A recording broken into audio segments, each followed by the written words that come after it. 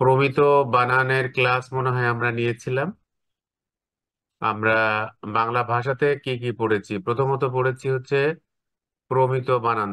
প্রমিত বানান তো না, বাংলা প্রমিত ভাষার উদ্ভবটা কিভাবে হলো সেটা বোধ করি আমরা একটা ক্লাস নিয়েছিলাম। একটা তো না, মানে একটাই, একদিন নিতে পারলাম না, পূর্ণাঙ্গ ক্লাস নেওয়া হয়েছে।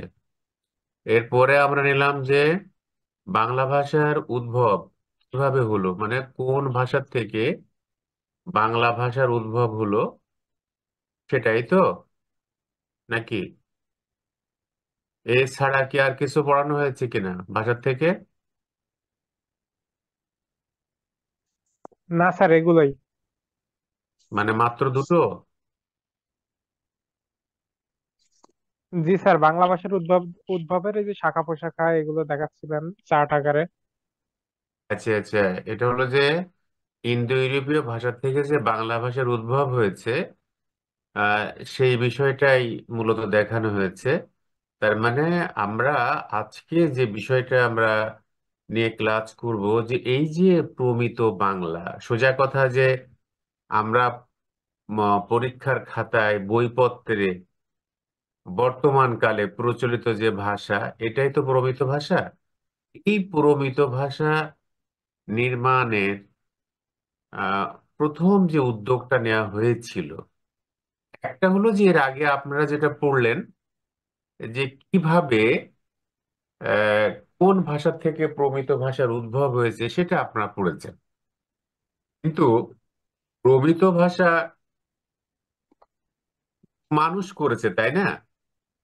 জি। ভাষা তো, ভাষা মানুষ সৃষ্টি করেছে ঠিকই আছে, কিন্তু প্রমিত ভাষাটা কেন প্রয়োজন হলো, এবং এখানে মূল কোথা থেকে এসছে, কার উদ্যোগ থেকে এসছে, এবং সেখানে কারা কারা প্রথম উদ্যোগ নিয়েছিলেন, সেই বিষয়টা আমরা একটু জেনে নেব। কারণ কি, আমরা যেহেতু অনার্সে পড়েন, তো বেসিক জিনিসগুলো আপনারা জানলে এরপরে আর আপনাদের অসুবিধা হবে না।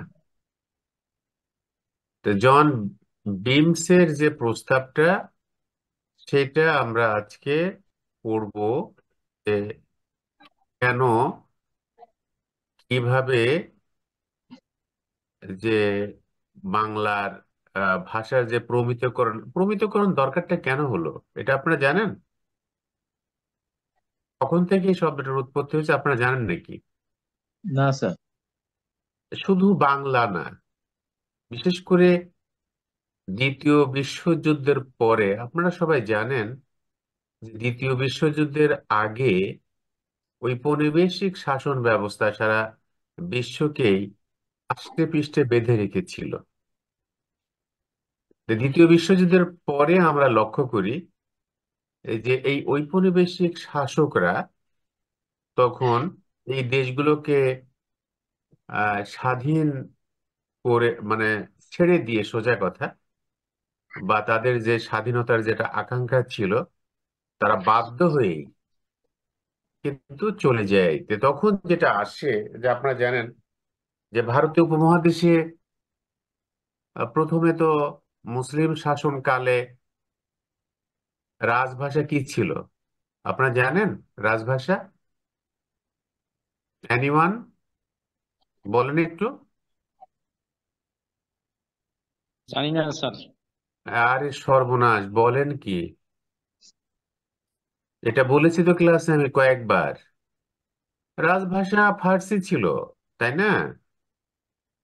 রাজভাষা ফার্সি ছিল।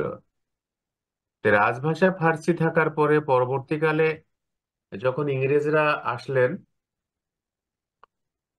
তো ইংরেজ কালে প্রথম দিকে না হলেও বেশ কিছুদিন পরে ঔপনিবেশিক যে শাসন ব্যবস্থা, তাদের ইংরেজি রাজভাষা হয়।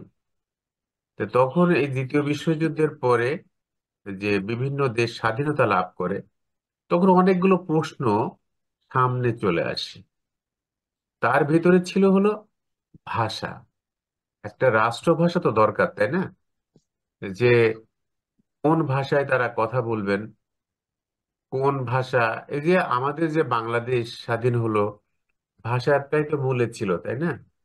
যে উর্দু ভাষা রাষ্ট্রভাষা যে আহ, হবে, এর বিপক্ষে অবস্থান নিয়েই তো বাংলাদেশের যে বাঙালিরা প্রথম আন্দোলন গড়ে তুলেছিলেন, তারই প্রেক্ষাপটে আমাদের বাংলাদেশ হলো।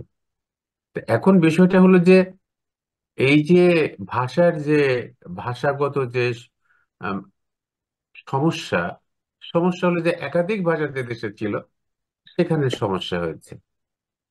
তো এখন এই কারণে রাষ্ট্রভাষা যখন হয় একটি ভাষায়, একটি ভাষা রাষ্ট্রভাষা হতে হতে হলে কি কি লাগে এটা আপনারা জানেন? বলেন তো, এনিওয়ান। একটি ভাষা রাষ্ট্রভাষা হতে গেলে কি কি জাতি লাগে? লাগে স্যার, হ্যাঁ, একটা জাতি লাগবে।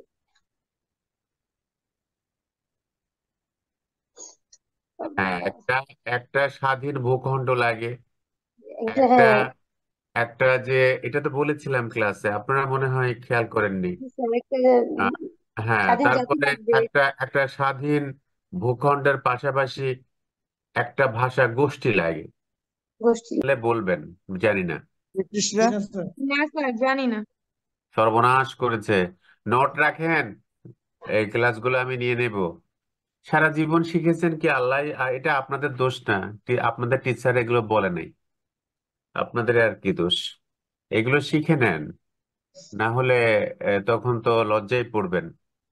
তারপরে বাংলায় পাঠ্যপুস্তক রচনা, ধর্মগ্রন্থ অনুবাদ, এটা তো জানেনই নিশ্চয়ই, যে ফোর্ট উইলিয়াম কলেজে যা বই, বাংলা বই না থাকার কারণে 1800 সালে ফোর্ট উইলিয়াম কলেজ প্রতিষ্ঠিত হলো। সেখানে অন্যান্য বিভাগ খোলা হলো, তাদের বই টই ছিল কিছু, কিন্তু বাংলায় কোনো পাঠ্য বই ছিল না। সে কারণে 1 বছর ধরে 1801 সালে বাংলা বিভাগ খোলা হলো।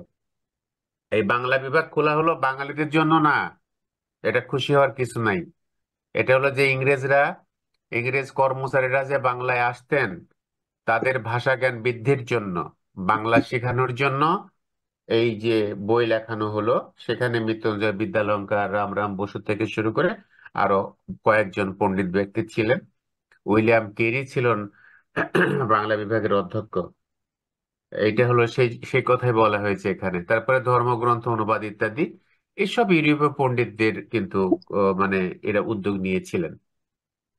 সে সূত্র ধরে লক্ষ্য করা যায় ইংরেজ সিভিলিয়ান জন বিমস কলকাতা থেকে প্রকাশিত একটি প্যাম্পলেট, বুঝেন তো, যেটা ক্ষুদ্র পুস্তিকা, সেখানে বাংলা ভাষা ও সাহিত্যের উন্নয়ন ও সমতা বিধানের জন্য একটি প্রতিষ্ঠান খোলার কথা বলেছেন। আজকে যে বাংলা একাডেমি দেখেন তো, সেটা তো একটা বিশেষ কারণে হয়েছে, এটা তার আগের কথা। আমরা দেখব যে জন বিমস কি বলেছিলেন। এটা দেখলে আপনারা তখন অনেক বিষয়গুলো জানতে পারবেন আশা করি। তিনি একটি ক্ষুদ্র প্যাম্পলেটের মাধ্যমে তিনি কি বলেছিলেন আসলে, সেই জিনিসটাই আসলে আমরা একটু দেখব। তিনি প্রথমে যেটা বললেন যে তিনি কিরকম ব্যক্তি ছিলেন, জন বিমসের ব্যাপারে আমরা একটু সামান্য একটু জেনে নেব। যে জন বিমস ইংল্যান্ডের মার্চেন্ট টেলর্স স্কুলে ডক্টর হেসিং এর নিকট অধ্যয়নের সময় ভারতীয় সিভিল সার্ভিসে নিযুক্ত হন। সিভিল সার্ভিস মানে কি? আজকাল তো আপনারা বিসিএস দেন না, দেখেন বিসিএস দিয়ে যারা বড় বড় কর্মকর্তা হচ্ছেন, সেকালে সিভিলিয়ান আনি বলা হতো। ভারতীয় সিভিল সার্ভিসে নিযুক্ত হওয়ার পরে আমরা দেখি যে তিনি আহ ওই ইংল্যান্ডে বসেই ভারতীয় যে ভাষাগুলো ছিল, যে মার্চেন্ট টেলরের ডক্টর ডেসিং এর নিকট অধ্যয়নের সময় ভারতীয় সিভিল সার্ভিসে নিযুক্ত হওয়ার পর তিনি হেলিবারি কলেজ থেকে আমরা দেখি তিনি কিন্তু লেখাপড়া করেছেন। এটা বারবার চলে যাচ্ছে কেন রে? সরি, কোথায় গেল?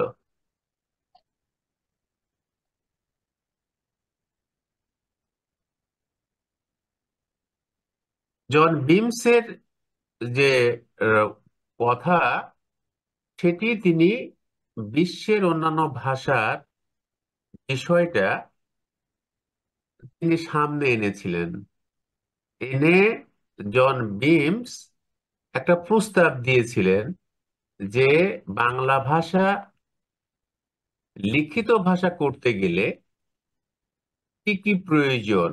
বাংলা ভাষা কি আগে লিখিত ভাষা ছিল না? অবশ্যই ছিল। তাহলে পরে তিনি কেন বললেন?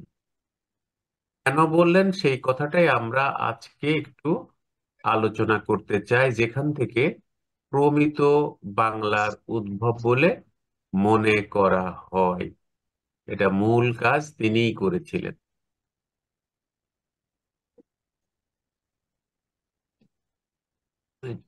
ডিস্টার্ব দিচ্ছে আমার এখানে, এক সেকেন্ড আপনারা একটু অধৈর্য হবেন না। আমি এই সব কিছুই কিন্তু আপনাদেরকে আমি দিয়ে দেব।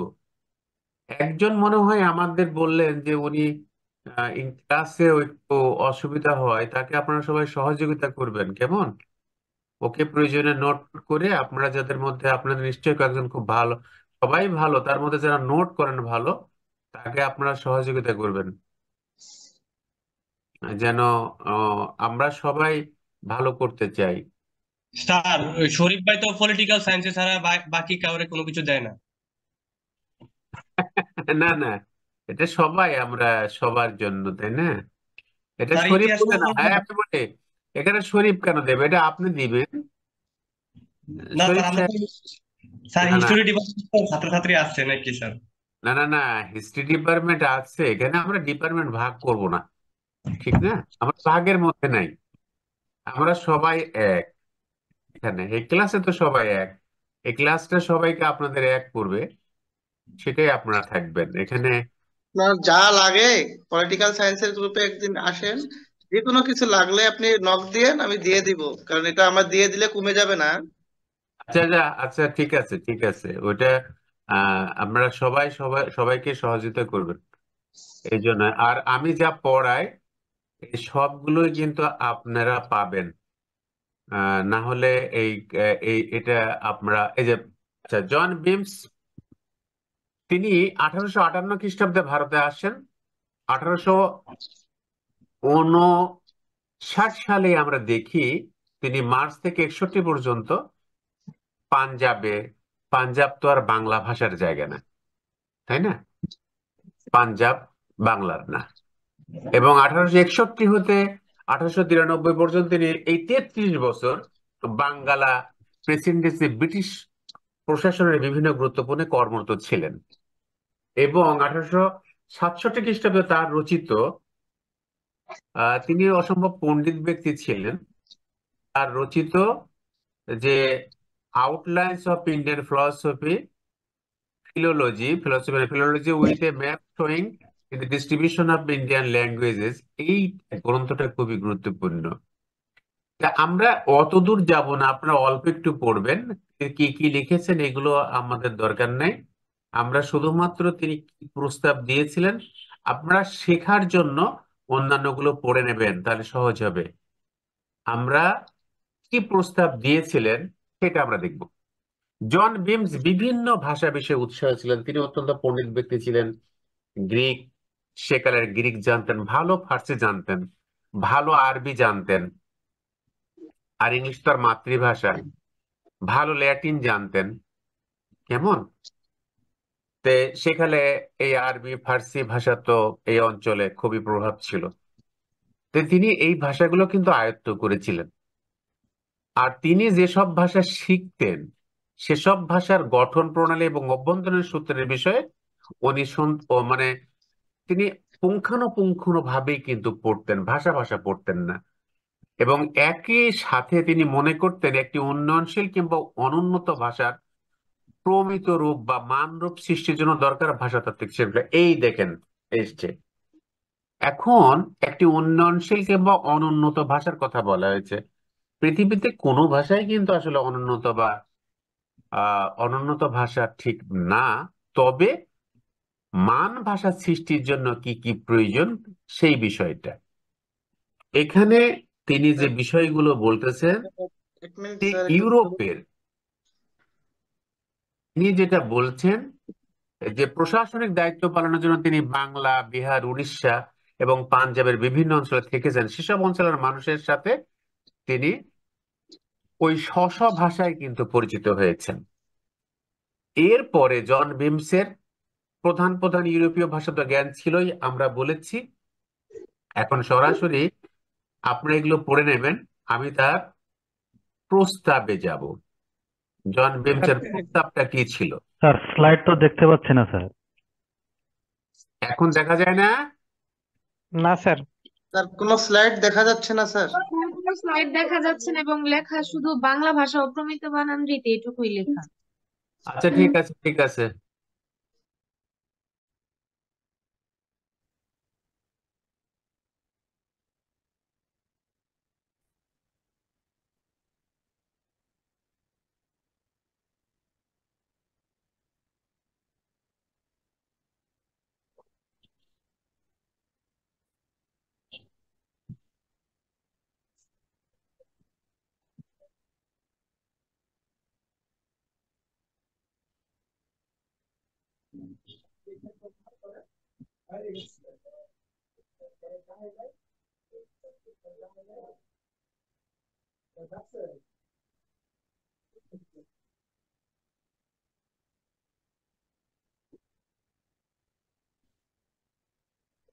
এবার দেখা যায় স্যার। এখন যে ঠিক আছে স্যার। আচ্ছা, আবার প্রথম থেকে একটু বলেন। প্রথম থেকে কোনটা?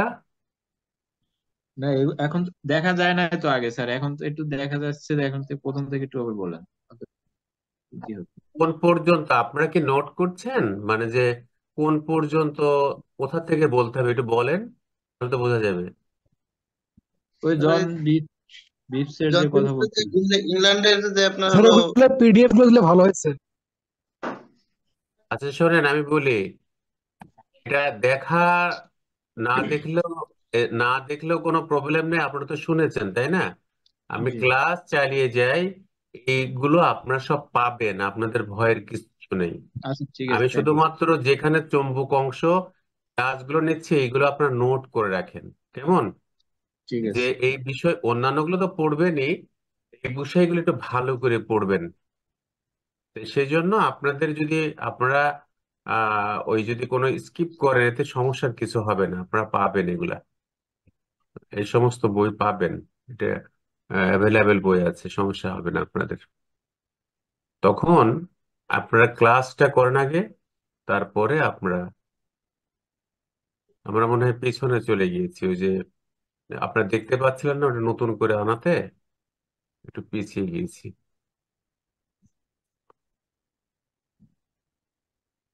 যে কথা বলছিলাম, কোথায় ছিলাম একটু বলেন তো দেখি কেউ, কি পর্যন্ত বলেছিলাম, আমার কথাটা বলছিলাম। স্যার প্রস্তাব, জন বিমসের প্রস্তাব। রাইট। জন বিমস যে কি প্রস্তাব দিয়েছিলেন সেই বিষয়টা একটু আমরা দেখতে চাই। জন বিমস প্রস্তাবের বিষয়ে তিনি ইউরোপের প্রধান প্রধান ভাষার বিষয়ে কিন্তু কথা বলেছেন।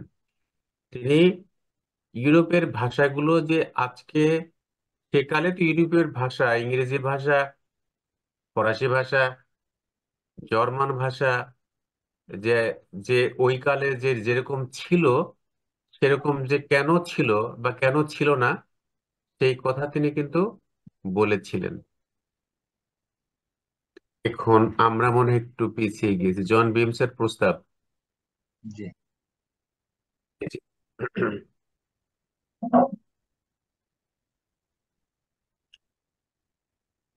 জন বিমস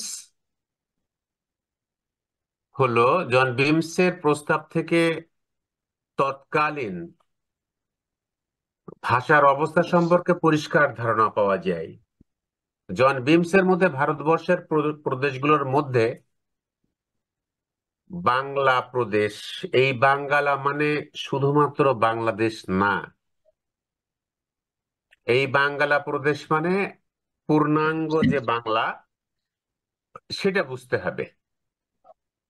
বাঙ্গালা প্রদেশ বিদ্যা বিদ্যার অনুশীলন ও সভ্যতা বর্ধনে অগ্রগামী হয়, বঙ্গীয় সাহিত্য উৎকর্ষ প্রাপ্ত হয়ে ইউরোপীয় সাহিত্য সদৃশ হচ্ছে। অর্থাৎ জন বিমস বলছেন যে ভারতবর্ষের অন্যান্য যে স্টেট, সেই স্টেটের তুলনায় বাংলা স্টেট, যেটা বাংলা প্রদেশ, অনেক উন্নত এবং বাংলা ভাষা অন্যান্য ভাষার তুলনায় উন্নত হয় ইউরোপীয় ভাষার সদৃশ। ইউরোপীয় ভাষা বলতে কি, ইউরোপের যে আধুনিক যে ভাষা, যেমন ইংরেজি ভাষা, যেমন ফরাসি ভাষা, ইউরোপীয় ভাষা আর কি, ফার্সি না কিন্তু ফরাসি ভাষা, ফ্রেঞ্চ ল্যাঙ্গুয়েজ যেটা, এই ভাষা কিংবা জার্মান ভাষা, এই সকল উন্নত ভাষার মতো এই বাংলা ভাষাটা হচ্ছে। সেজন্য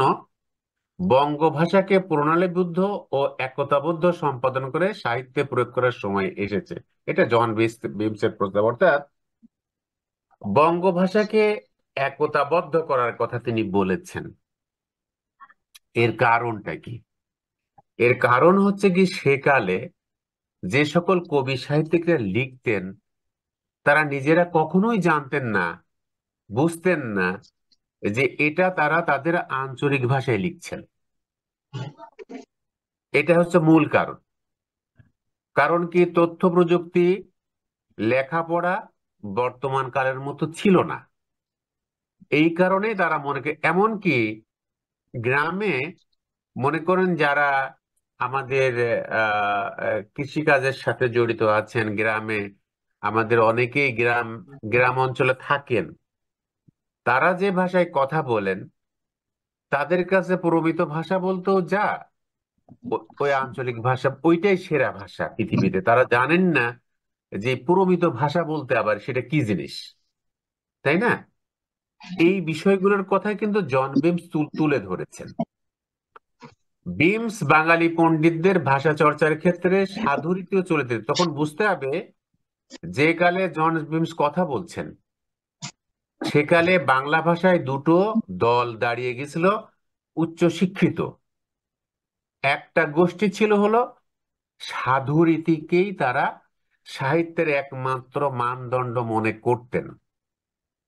আর একটা গোষ্ঠী চাচ্ছিল না, মানুষের মুখের ভাষার কাছাকাছি চলিত ভাষায় সাহিত্য চর্চা করা সম্ভব।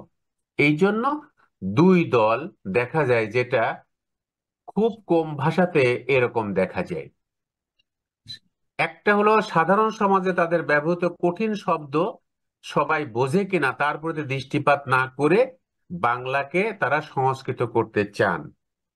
অপর দল ইতর ওই স্থানীয় ভাষা ব্যবহার করে সুশিক্ষিত সংস্কারের প্রতিযোগে উঠছেন। অর্থাৎ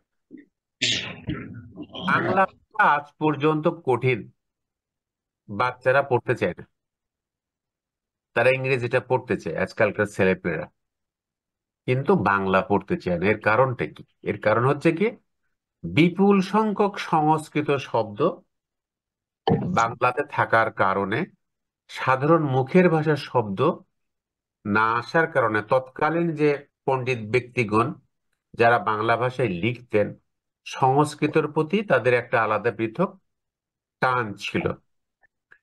আরেকটা কি, যে স্থানীয় ভাষায় যারা লিখতেন তাদেরকে ইতর শ্রেণীও বলা হতো। কিন্তু এইটার বিষয়ে কিন্তু জন বিমসের যে কথা, যে বাংলা লিখিত ভাষার একটি সর্বমান্য এবং মধ্যস্থ রূপ দাঁড় করানোর প্রয়োজনীয়তার জন্য জন বিমস ইউরোপের প্রধান প্রধান ভাষার উদাহরণ টেনে বলেন, ইউরোপীয় ভাষার মধ্যে সংস্কার বিশিষ্ট পাঁচটি প্রধান, ইংরেজি, ফ্রেঞ্চ, জার্মান, ইটালীয় এবং স্পেনীয়।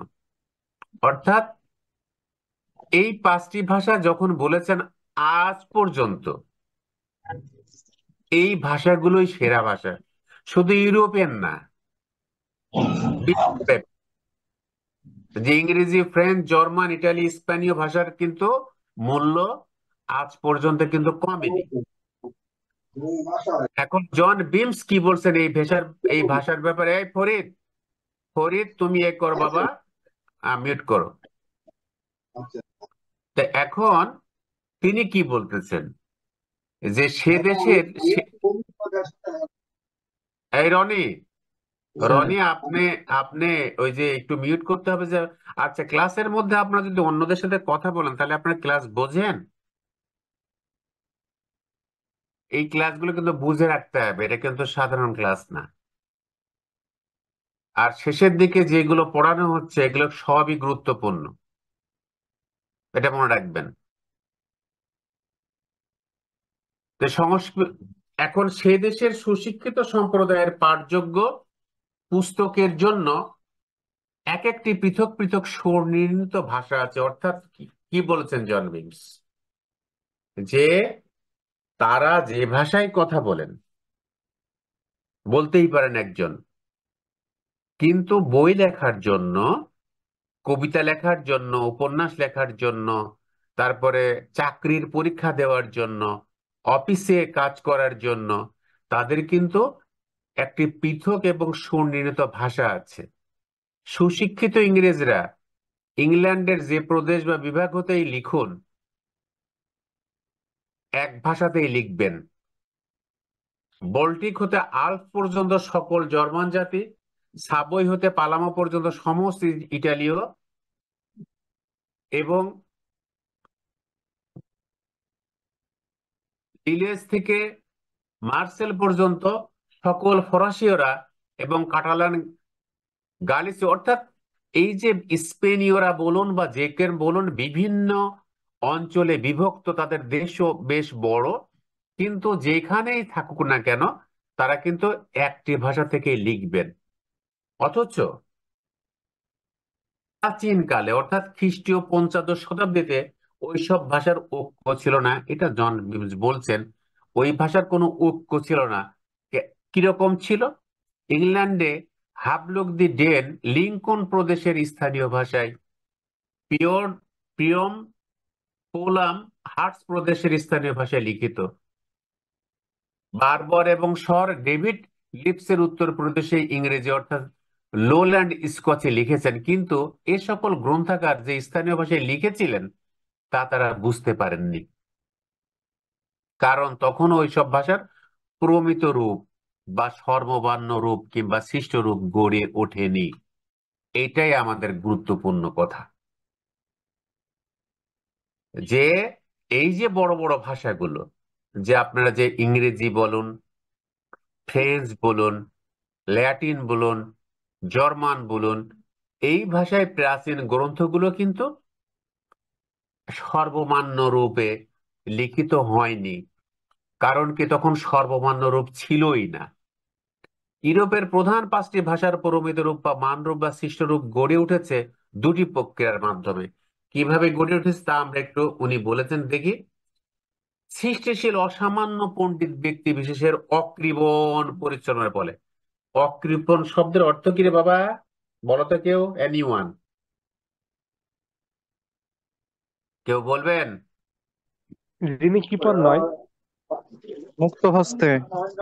রাইট, অর্থাৎ যে মেধা মনন জাতির জন্য উৎসর্গিত, পয়সার জন্য কোনো কাজ যেটা করা হয় না, আর দায় সারা কাজ যেটা করা হয় না, সেটা যে এখন অসামান্য কিছু সৃষ্টিশীল অসামান্য পণ্ডিত ব্যক্তির অকৃপণ পরিশ্রমের ফলে এগুলো একটা একক ব্যক্তিও করতে পারে। আর একটা কি, যদি ওই রকম পণ্ডিত ব্যক্তির জন্ম না হয় পৃথিবীর একটা দেশে, তো নাও হতে পারে, সব দেশে কি আর হয় বলুন? বিখ্যাত কবি সাহিত্যিক বলুন কিংবা বিজ্ঞানী বলুন, এটা কি আর সব সব দেশে জন্ম? আল্লাহ পাক তো নাও দিতে পারে, তাহলে কি হবে?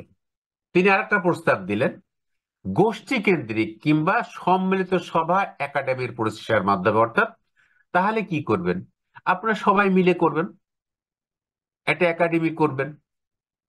এইটা এরপর তিনি বললেন যে সপ্তম ইংরেজি ভাষা কিভাবে এরকম হলো সেটা তিনি উদাহরণ দিলেন। সপ্তম হেনরির রাজ্যকালে, অর্থাৎ তিনি রাজ্য শাসনকালে ইংরেজি ভাষার স্থায়ী বসার প্রাথমিক পর্ব লক্ষ্য করা যায়, এবং তার পুত্রের পণ্ডিত সভাসদগণ, অর্থাৎ তার যে সভাসদগণ ছিল তারা বেশ পণ্ডিত ব্যক্তি ছিল। তাদের চেষ্টায় লন্ডন মহানগরের ভাষা উন্নত হয়ে ওঠে। এরপর এলিজাবেথের রাজ্যকালে কয়েকজন অসাধারণ লেখকদের উৎকৃষ্ট গ্রন্থ রচনার মাধ্যমে ইংরেজি ভাষা স্থিরীকৃত হয়। অর্থাৎ আমরা যা বলি যে ইংরেজি ভাষা যে আজকেই যে এত সুন্দর ইংরেজি ভাষা হয়েছে, আসলে তা না। এর পেছনে বিপুল সংখ্যক লোকের অবদান আছে। এরপরে দেখি, তবে ইংরেজি ভাষার উৎকৃষ্ট রূপ স্যামুয়েল জনসন কর্তৃক নির্ণীত হয়। 1760 খ্রিস্টাব্দে জনসন নিজ মহাবিধান, তার যে বিখ্যাত গ্রন্থ, তিনি একটা অভিধান রচনা করেছিলেন, সংগ্রহ করেছিলেন, আসলে রচনা তো না, সংকলন করেছিলেন। বিশাল বড় একটা অভিধান, নানা গ্রন্থ হতে উদ্ধৃত এবং দৃষ্টান্তে পরিপূর্ণ সমস্ত ইংরেজি শব্দ ওই অভিধানে স্থাপন করে ভাষার স্থায়িত্ব এবং শব্দের অর্থ নির্ণয় করেছেন। আজ পর্যন্ত বাংলার কোনো বাংলা ভাষার অভিধান নেই। সোজা কথা, বাংলায় যে অভিধান আমরা দেখি, তার বৃহৎ একটি শব্দ কোনো দিন আমরা ব্যবহার করি না। কারোর কোনো কাজে লাগে সে সম্ভাবনাও কম, কিন্তু বিপুল সংখ্যক সংস্কৃত শব্দ বাংলায় আছে। জনসনের মতো কোনো পণ্ডিত ব্যক্তি বাংলায় জন্মগ্রহণ করেননি বলেই হয়তো এ দশা।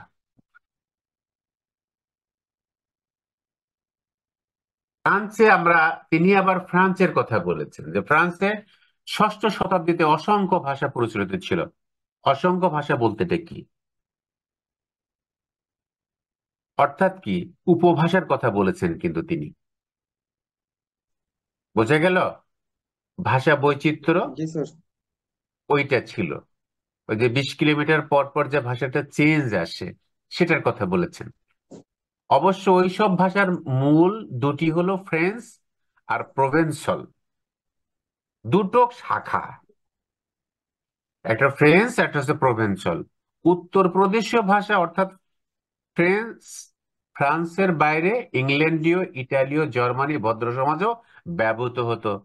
দেখেন, ফ্রেঞ্চ কিন্তু আজকের না, সেই কালেই যে উত্তরীয় প্রদেশের যে ফ্রেঞ্চ, সেটা ফ্রান্সের বাইরেও ইংল্যান্ড, ইটালি, জার্মানির ভদ্র যারা, তারা কিন্তু ওই ভাষায় কথা বলতেন। এই ভাষা ক্রমে একতা প্রাপ্ত হয়েছিল, অর্থাৎ এর মানরূপ কিন্তু সৃষ্টি হয়েছিল। কিন্তু 6শ শতাব্দী পর্যন্ত তার উচ্চারণ, বর্ণের অভিধান এবং ব্যাকরণের বিশুদ্ধাবস্থা হয়নি।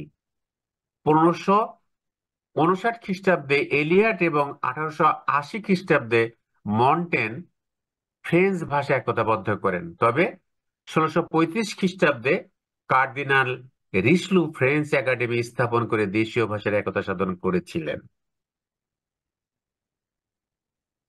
এরপরে তিনি আবার জার্মান ভাষার কথা বললেন।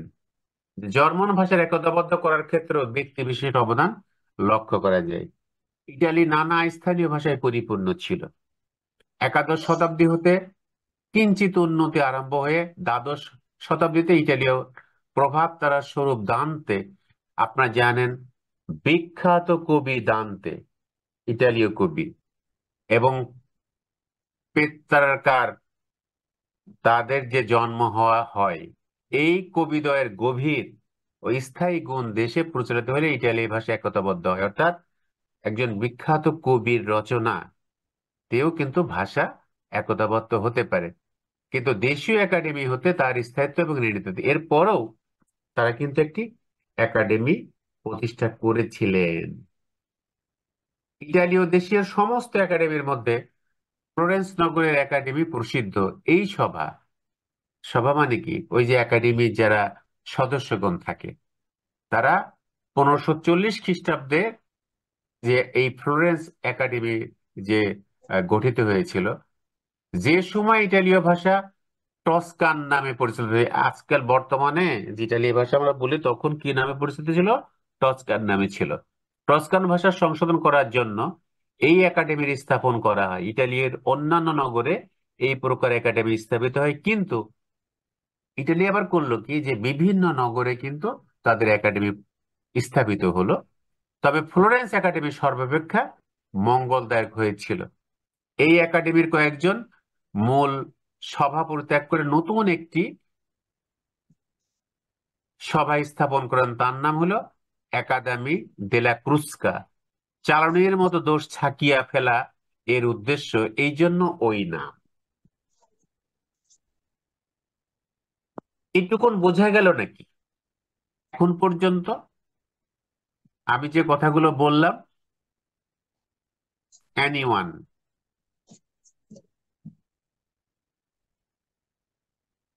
জি স্যার। অর্থাৎ জন বিমস, আমি একটু টেনে যাচ্ছি, এটুকুন আপনারা পড়ে নেবেন। জন বিমসের যুক্তি দিয়ে দিয়ে দিয়ে দিয়ে বললেন যে, তিনি কি বললেন? তিনি যেটা বললেন তার মূল কথা হলো যে, তিনি প্রথমে এরপরে বলেন, অতএব বাংলা সাহিত্যের ভাষার স্থিরতা বিধান করার জন্য সকল বাঙালি মিলিত হয়ে সবাই স্থাপন করে তার দ্বারা ভাষার উন্নতি সাধন করা আবশ্যক। যদি এমন সবাই স্থাপিত হয় এবং তার দ্বারা ভাষা নির্ণয় হয়, তাহলে বঙ্গদেশের পরম উপকার হবে, অর্থাৎ পরম উপকার হবে। আর সবাই স্থাপিত হলে এই কর্ম সমাধান হওয়া সম্ভব। সভার দ্বারা অভিধান প্রকাশিত হলে যেসব শব্দের স্থান নেই, লেখক তা ব্যবহার করতে সক্ষম হবেন না এবং এতেই ভাষা প্রণালীবদ্ধ হবে। বাংলা ভাষার উন্নয়ন কল্পে সম্ভাব্য একাডেমির সদস্যের বিষয়ে তিনি বলেন, ইউরোপীয় একাডেমিতে 50 জন সদস্য থাকে। অর্থাৎ সোজা কথা, তিনি বাংলা ভাষার জন্য একটি একাডেমি প্রস্তাব করেছিলেন, বাংলা ভাষার উন্নয়নের জন্য। এই জিনিসটা আপনাদের ভালো করে পড়তে হবে বিমসের প্রস্তাব সম্বন্ধে। এখন এইটা খুব ভালো করে আপনাদের পড়তে হবে, মনে থাকবে? জি স্যার। জি স্যার। জি স্যার। এই জন বিমসের প্রস্তাব, এই প্রস্তাবের দিকে এরপরে আমরা দেখি যে এই প্রস্তাবটার পরে কিছু বিষয় কিন্তু আলোচিত হয়। এতে তিনি 4টি বিষয়ের দিকে জোর দিয়েছেন। সেই 4টি বিষয় খুব অল্প করে এখানে দেওয়া হয়েছে। প্রথমত, ইংরেজরা মিশনারি ও অন্যান্য প্রতিষ্ঠানের মাধ্যমে ভারতবর্ষের প্রাচীন ও আধুনিক ভাষার উন্নয়নের পাশাপাশি ক্ষতি সাধনও করেছেন। এগুলো সব বাঙালিদের মত। কারণ বিভিন্ন গ্রন্থ অনুবাদ ও পাঠ্যপুস্তক রচনার ভার যাদের উপর অর্পিত ছিল, তাদের যেসব ভাষায় দখল ছিল অতি সামান্য। সেজন্য ভাষার উন্নয়ন যতটুকু হওয়ার কথা তার বিপরীতে হয়েছে। বাংলা ভাষার উন্নয়নের জন্য প্রস্তাবিত সবাই ইংরেজ সভ্য থাকলে তাদের মতোই প্রবল হওয়ার সম্ভাবনা থাকে। তাছাড়া ফ্রান্স, ইটালি, স্পেনের সবাই বিজাতীয় সদস্য বা সভ্য ছিল না। অতএব ইংরেজ পণ্ডিতদের সহায়করূপে গ্রহণ করলেও সভ্য করা অসম্ভব। অর্থাৎ জন বিমস বলেছিলেন যে বাংলাদেশ হচ্ছে অনেক বড় দেশ, সেখানে একটি সভা স্থাপন, সভা মানে কি, একটি একাডেমি প্রতিষ্ঠিত হোক এবং সেখানে 50 জন কেন 100 জন সদস্য থাকতে পারে। তার সেই কথার মধ্যে ছিল যে বাংলায় যারা হিতৈষী, বাংলাকে ভালোবাসেন, বাংলা ভাষাকে ভালোবাসেন, এরকম ইংরেজ পণ্ডিত যারা আছে কিংবা অন্য ভাষায় যারা ভালোবাসেন, তাদেরকে রাখলে কোনো ক্ষতি হবে না, বরং বাংলা ভাষার উন্নতি সাধন হবে। এই বিষয়টা অনেকে মেনে নিতে পারেননি, এই কথা এখানে আছে। আর একটা, দ্বিতীয়ত, ভাষা সময়ের পরিবর্তনের সাথে সাথে সামাজিক প্রয়োজনে পরিবর্তিত হয়। ভাষার এই পরিবর্তন ধারা অব্যাহত গতিতে চলে। একটি অভিধান রচনা করে শব্দে ব্যবহারের নিয়ম বেঁধে দিলে ভাষার অব্যাহত গতি ব্যাহত হবে। সেজন্য ভাষাকে শব্দকোষ দ্বারা সীমাবদ্ধ করা যুক্তিযুক্ত নয়। এটা হলো মতামত।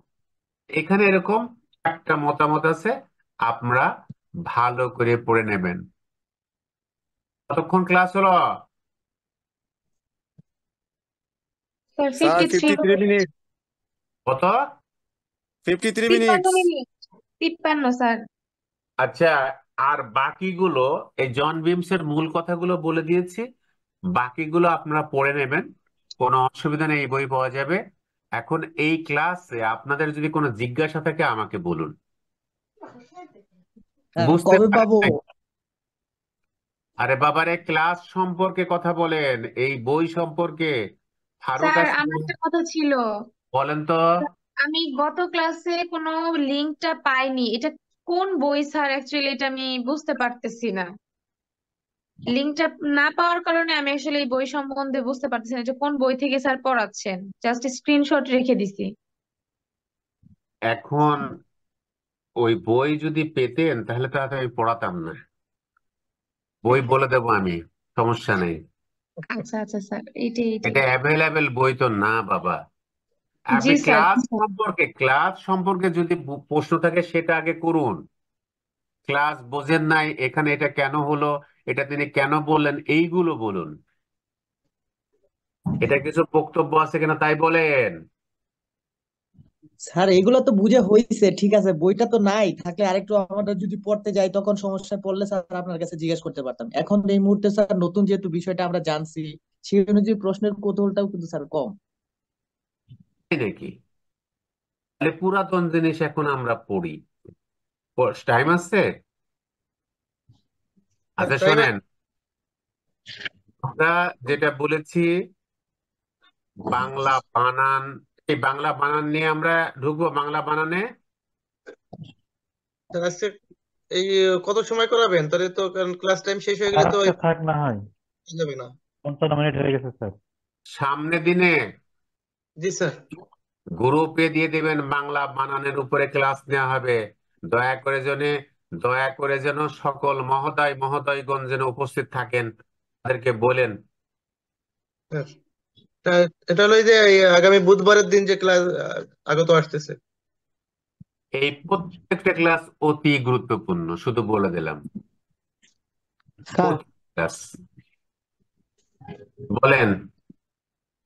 স্যার আমার একটা স্যার মানে মানে কনটেক্সটের বাইরে একটা স্যার মানে আপনার কাছে জিজ্ঞাসা ছিল স্যার। বলেন। স্যার আমাদের যে সেমিস্টার পরীক্ষা স্যার, এটা কি স্যার মোটামুটি টাইম মতনই হবে স্যার, না একটু লেট হইতে পারে স্যার?